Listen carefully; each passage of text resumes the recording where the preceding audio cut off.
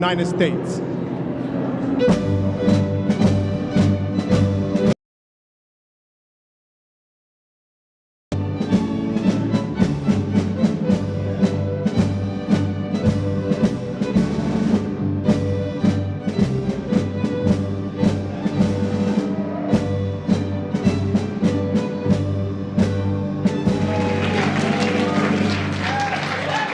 Hello, hello, hello.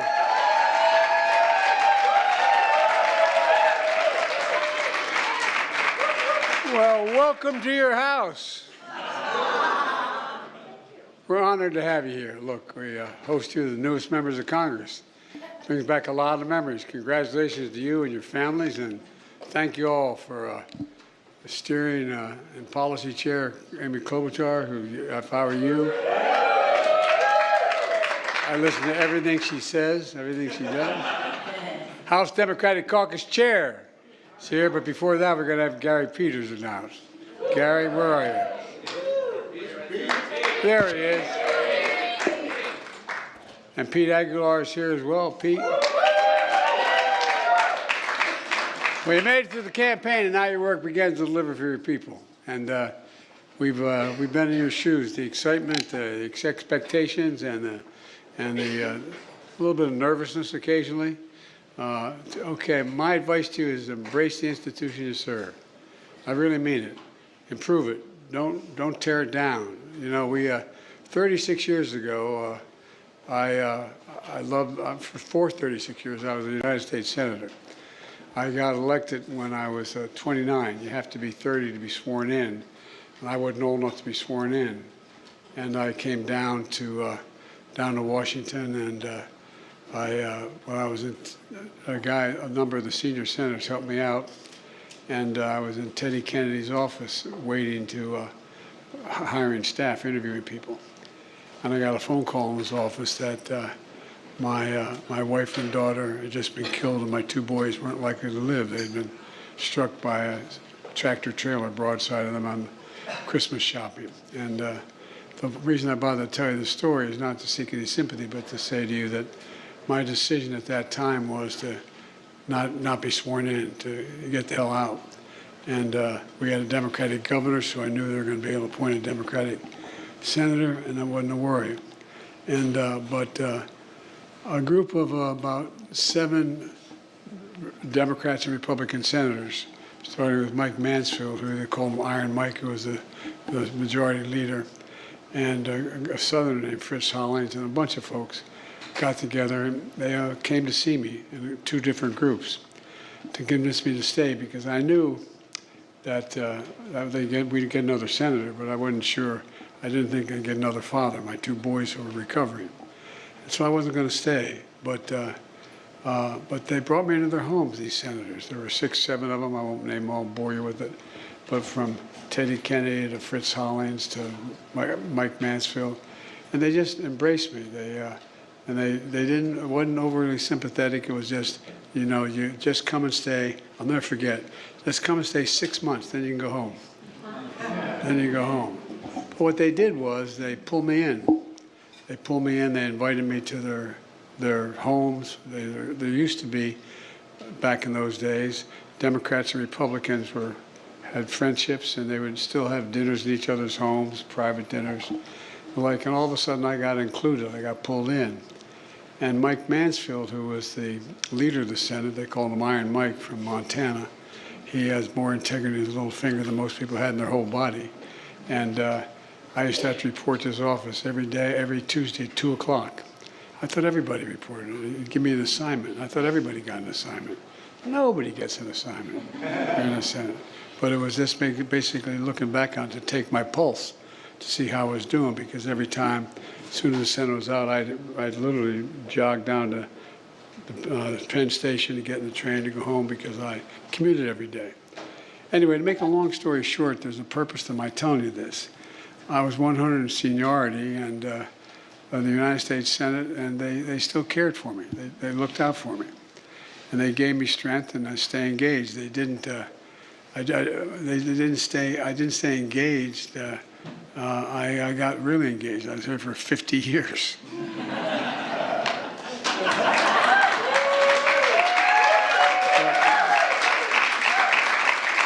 But my point is, you don't have to give up your principles or your beliefs to build relationships, to compromise and reach a consensus. That's often the only way to get big things done, at least in my experience. That's why I've tried to do my whole career. I'm proud of the record we're going to leave you all to build on, an economy that grows from the middle out and the bottom up instead of the top down. Once in a generation investment in infrastructure, over $1,200,000,000 and $1,200,000,000,000. CHIPS and Science Act, climate change, clean energy. The point is that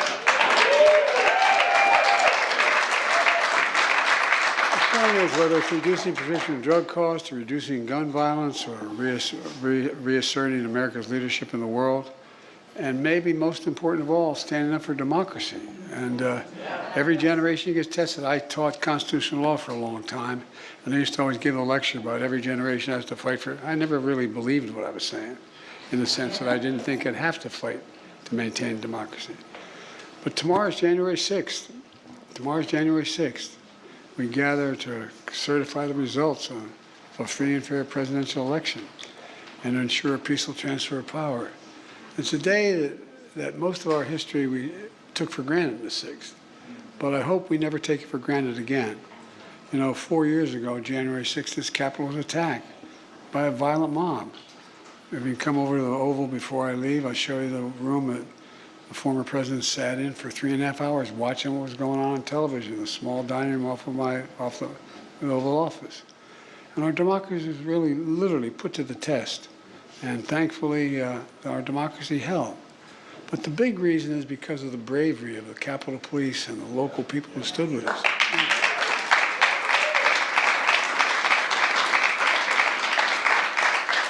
Never forget them. They're guarding you. Give them the respect and support they deserve. But it's also due to the members of the House and Senate who, even in the face of these threats, and in the threats of their life, courageously fulfilled their duty to the Constitution. They showed up and did the work. Now it's your duty to tell the truth, to remember what happened, and not let January 6th be rewritten or even erased. To honor the Constitution, not only the most extraordinary of days, but it's one of the toughest days in American history, January 6th.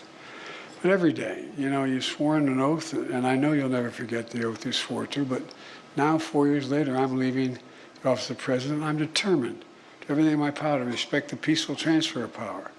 You know, I don't think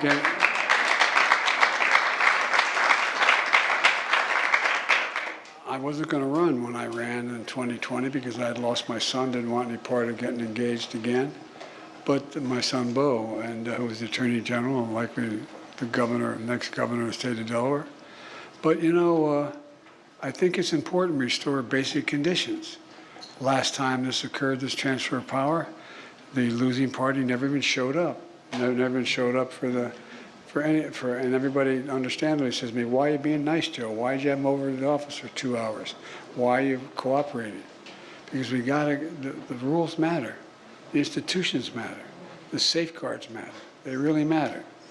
And look, you know, the core traditions we've long respected in America, certifying an election, is attending an inauguration of an incoming president. And this is all part of the tradition we have to begin to restore. And I hope you too will work to restore the traditions to keep this country stronger. Let me, you know, we can never forget democracy. Everything's possible. Everything's possible. Our freedoms, our rights, our liberties, our dreams.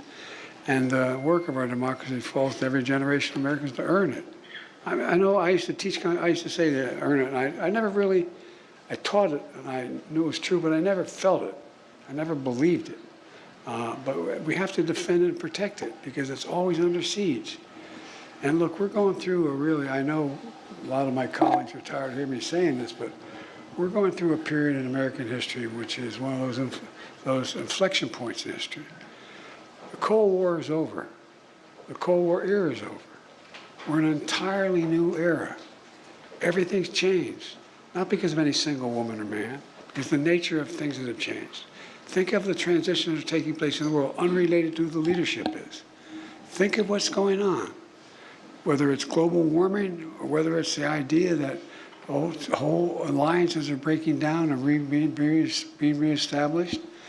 And it seems to me that our safety depends, and security depends in large part on who our partners are, who our allies are. They matter. So you're going to need a position to have to deal with. One of the things I'm proudest of is I've rebuilt NATO. I say I, but I did, for real. I mean, by the way, I spent over, no, I gotta say that. It took me over, we calculated 120 hours with these world leaders, individually, speaking to them individually, why it was important. I remember getting a phone call 10 days before he died from Dr. Kissinger saying, Joe, I was half the time in a different position than Kissinger was because I was a senior senator at the time during the Vietnam War by that time. And he said, not since Napoleon has Europe not looked over their shoulder with dread at what's going on in Moscow. Till you guys came, he said you, but it's not me, you came along. We've improved NATO, we strengthened it, we put it back together again. We're in a position where we were able to convince, did you ever think we'd be in a position, those of you who are students of history, where Japan would be spending 2% of its GDP on defense? We get 50 nations to support our efforts in Ukraine. Why? Because the world's gotten so damn small. So damn small. They all understand what happens in my neighborhood is going to affect every neighborhood. We're putting together alliances in the South Pacific, in the Indian Ocean, the Quad. Did anybody ever think we get India, Japan, Australia, the United States in one organization? The point I'm making is everything's changing. I've known Putin for over 47 years, met with him many times. I remember when I met with him in the off period between the time that we were elected and before we were sworn in.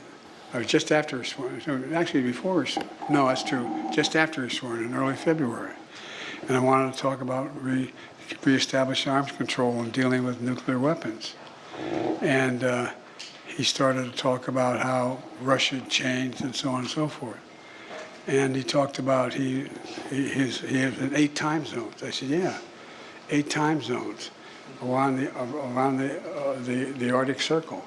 And guess what? The ice is melting. And what's coming out is not greenhouse gases. It's methane. You're never going to control it. It's not going to refreeze. What are you going to do about it? So my point is, so much is changing. And think about this. You know, if we don't lead the world, who leads? And that's not a criticism of any of our allies. But who has the capacity to try to hold the world together? Not a joke. We can do it without going to war. We can do it as we've been able to do, God willing, since we've come into office. We can do it without sending American forces into place. So I guess what I'm trying to say to you is, you know, let me close with what I call the Senate point of personal privilege. You know, my father used to say, it's a lucky person who wakes up with both feet in the ground and believes that what he or she does matters. Well, you're among the lucky few. What you do really is going to matter economically and politically. But one piece of unsolicited advice, and I was reluctant to say this to the press here, but I'm going to do it anyway, because they know the facts here. Going back to when I told you when I got elected, I didn't want to stay. Teddy Kennedy and Fritz Hollings and Tom Eagleton and a number of Republicans as well, there were 9 of them, decided to, you know, keep me engaged and invite me to everything they were doing. And Teddy used to come over to my office and say, let's go to lunch. And I wanted no part of going to lunch or getting to know anybody. I just wanted to do my job, get down to Union Station and go home. I mean, for real. And many of you have been through what I've been through and a lot worse. And so one day he walks over and says, I won't use his exact language, he said, darn it, Joe, you're going to lunch with me. So I went over to the private Senate dining room. There's 2 Senate dining rooms. One dining room you'll be able to take someone if you're a senator, and the House is not fundamentally different. But in the Senate, I was fairly successful at bringing together coalitions as a senator. I don't mean but I work like hell. And Barack used to always kid me. We'd meet every morning. The first thing we'd meet with one another at 9 in the morning every morning. And the last person we'd each speak to at night when we ended the day was with one another. That's a deal we made. And one of the things was he always used to say that And I know, and I'd always be, I said, look, Brock, all politics is personal. All politics is personal. And the reason I mention that is that I went over, Teddy had me come over to the Senate. There used to be a Senate dining room. When you walk in the first floor on the Senate side, you go down that hall in the first cross corridor by the elevators. One goes into the Foreign Relations Executive Committee room, another goes down to the staircase going up to the floor, as well as an elevator, and there's an office door on the left and one on the right. On the right is a Senate dining room. Those of your senators are going to be able to bring any of your colleagues or friends in to have lunch with you. But the door on the left used to be a private Senate dining room. You had to be only a U.S. senator was allowed in. And you walked in, and it was a T-shaped. You walked in, and there was a buffet table on the left, which had all luncheon material out, and a long table on the right, like a big dining room table, but it was seated, I'm guessing, 18 to 20 people. And then you walk straight ahead, and perpendicular was another table by windows looking out over the parking lot. And there was another table that held 20 or so people. That was a Democratic table. And so what would happen, Teddy brought me in. He said, all I want you to do is just, and you know this to be the case, you just walk in, just sit and listen. You'll learn more in an hour sitting here with these senior senators and others than you'll learn in the next 10 hours doing anything else. So I remember sitting down, and Jim Eastland, I ran because of civil rights in my state. We were segregated by law to our great shame. And here Jim Eastland, and John Stennis, and Herman Talmadge, and all these guys, these Southern, by any definition, racist senators. And I sat there and listened. Teddy and Eastland would go at it, hammer and tong up on the floor. They go down and eat together. They didn't leave their values behind, their points of view, but they sat and ate with one another. And so what happens? When you get to know that the other senator, he is, her husband has testicular cancer and is dying, well, you have a different perspective. When you find out that one of them has a son that has a serious learning disability, or somebody has just lost their mother or father, you learn about what they're going through. And it personalizes things in ways that only private conversation and personal things can do. And you begin to understand, and you begin to learn about, and you'll find this, you all know this in your states as congresspersons and districts, that the next district over, the person may not be a bad guy or woman, but they have a constituency that have a very different view than yours does. Not bad or good, different than yours does. Not a whole lot of people in Kansas worry about fishing rights in the Atlantic. Not a whole lot of people on the Atlantic coast are worried about agricultural issues on corn in Nebraska. I mean, so you begin to look at other people's perspectives, and it becomes less personal. It becomes less personal. It's not you're a bad person. The end result of it all is we lost that.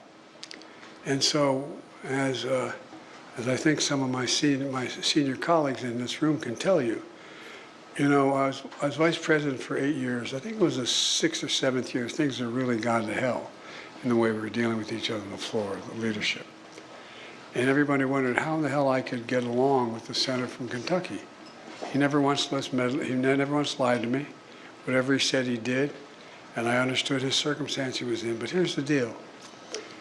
I realized that every time there was something going on in the Senate, I think he'd tell you, the main reason Barack picked me to be vice president was my background in American foreign policy, because I had done so much of it, and because of my relationships in the Senate and the Congress. I love the Senate. I consider myself a Senate man more than I do a president, for real, after 36 years. And so I realized there were a lot of new senators I didn't know, I didn't have a personal relationship with. And realized how difficult that was for me to figure out their thinking, why they were doing what they were doing. And what could I do to answer their concerns without violating any principles that they had. And so I decided to go over to the Senate dining room. And I walked in the door, there's nothing there. There's lounge chairs. There is no place, and I'm not sure about the House, there's no place in the United States Senate where a group of senators can say, let's go have lunch together, all together. It doesn't exist. It's a gigantic loss, a gigantic loss. When we do on Codels, we used to take our spouses with us. It matters. It matters. When you know one spouse is having great difficulty because their husband isn't being in the position where they're home on time because they're taking too much time what they're doing in their job, or whatever it is. And when you get to think about your personal relationships, the people you grew up with, you have different points of view on. The people you, in fact, know, you worked with, who have different perspectives in life. Much of it's because of their circumstance. And when you know it, you can almost always figure a way through it. We don't do that anymore. And I'm not saying this for the first time, but the single greatest loss we have is we don't know each other anymore. We don't know each other like we used to know each other. I'm serious, not a joke. And so I really urge you, presumption of me to say this, if you're a good politician, you're good at interfacing with people. You can get people to trust you looking at you and knowing what you're saying to them is true. Your word is your bond. You break it once, man. In the Senate or the House, goodbye, Charlie. I'm not joking. It's fundamentally different. But if you say, I've got to do this because this is my constituency, this is important. I know it's not to your, you get it. The end result of all this is, in my career, I have been asked to do the eulogy of the most incredibly different people. Strom Thurmond, 100 years old, on his deathbed. I get a phone call from the hospital, from out at Walter Reed. And it's his wife, Nancy, saying, Joe, I'm here with the doctors at the nurses station. Strom asked me to ask you whether or not you'd do his eulogy. And I said, well, Nancy said, no, Joe, it's important to him. Would you do his eulogy? Well, you know, people change. I'm not making to rewrite Strom Thurmond. He was a segregationist. But when Strom Thurmond got elected to the United States Senate, the second time around, the New York Times had a big headline in I can't remember the year now. Strom Thurmond, Hope of the South. Because Strom Thurmond decided that separate but equal was not right. Not that blacks and whites should be together, but if you do separate but equal, you had to spend as much money on black schools as white schools. By the time Strom Thurmond left the United States Senate, he had, I'm not making a case for him, but he had more African Americans on his staff than any United States senator had. More. Strom Thurmond had an illegitimate child with a black woman. Never denied it, never stopped paying for his upbringing. There's a lot of strange people, a lot of different people. No, I mean, well, I bet I could look at you and I could find some strange things too. No, but I'm really serious. Think about it. Think about it. And so when you sit down with people, I mean, the idea that I got Jesse Helms to vote to fund the United Nations, I'm serious. Went to Jesse Helms's Jesse Helms' funeral. You know what Jesse Helms talked about? Before he died, he said, I made a big mistake, Joe. I should have never said what I said. And by the way, I didn't get on with him at all. But know what he said? He said, I should have never said what I said about, you know, all those folks just got out of trees not long ago like monkeys. He said, I was wrong about that. I want to take it all back. People can change, but you got to know them. You got to talk to them. Doesn't mean you'll do it, but things can change. And folks, we can't go through another 4, 8, 12 years, what we did the previous 4 years. We can't do it. And a lot of you have a lot of experience in foreign policy. The rest of the world looks to us. They look to us. We're the only organizational capacity of any nation in the world to pull these things together. Who else will do it? They're good people. The Brits, the French, the Germans, a whole range of people. But you think any of them can do it? They're looking to us. We can do it without sending troops. We can do it without a war. We can do it without all the things that are the downsides. And I think with your help, a lot of people, with the help of the leadership here, we've done a pretty damn good job so far of putting things back on track. So please, don't listen to those who say don't talk. You're smarter than most of these people are. You know what you want to do. Well, I'm serious. Think about it. How many people get here just purely based on prejudice? Just purely based on the kinds of things that are just lies. People change.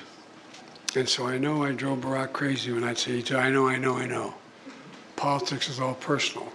But think about it. How in God's name do you think I got Yoon and the Prime Minister of Japan after World War II never speaking to one another and hating each other because of what happened to the women to sit down and sign a treaty together, Camp David? How did that happen? What changed? Not their publics, but they realized what they had at stake. And they decided to move something. So my point is, I've looked at all your resumes. I shouldn't say this, but I did. I looked at all your backgrounds. You're smart as hell. You're incredibly, incredibly qualified. So please, reach out. I don't want you to compromise on any principle you fully disagree with. But just understand the other person's perspective. It's a way to get to go, because if we don't do that, anyway, I'm confident you're going to be able to turn this around in a way that we continue down the road we're on. Yes. And so thank you. God bless you all. And keep it personal.